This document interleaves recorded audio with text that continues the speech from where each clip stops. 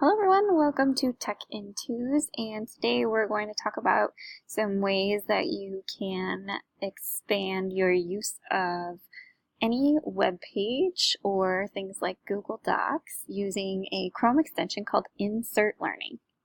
So this is an example of taking a text-based Google Doc and using the Insert Learning extension as the teacher to create an interactive lesson for students and have a much more engaging experience rather than just reading through the text.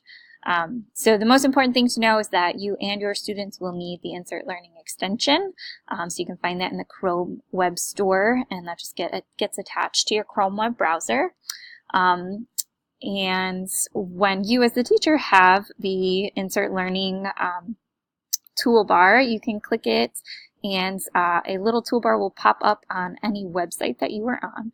So you can actually create an assignment anywhere, and you can insert things like highlighted text, a sticky note, a question, or a discussion. So I want to look at some examples of those. So here's an example of the question. Here's a multiple choice question that I had to select the answer to.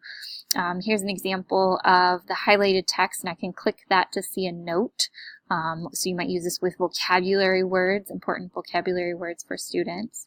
And then within the text, maybe I want to give an example of a simulation. So you can actually embed different simulators from other websites. You can embed videos. So here's an Edpuzzle video embedded into my lesson here. You can embed a YouTube video. You can then follow up with a question. You can do vocabulary practice. If you're using Quizlet, there's an embed code for all of those sets of vocabulary that you might have. So you can have this embedded into your lesson too for extra practice. And you can make notes in your sticky notes here of how to use that particular tool.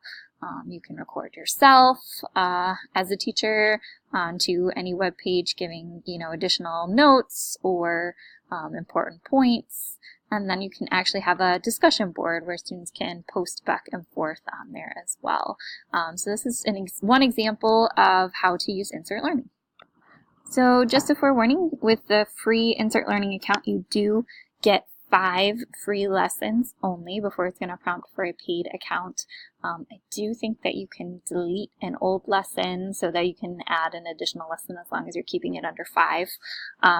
And you can share these lessons to students really easily through Google Classroom. There's a direct line straight to, if you've already created your classes, you can share directly to Google Classroom.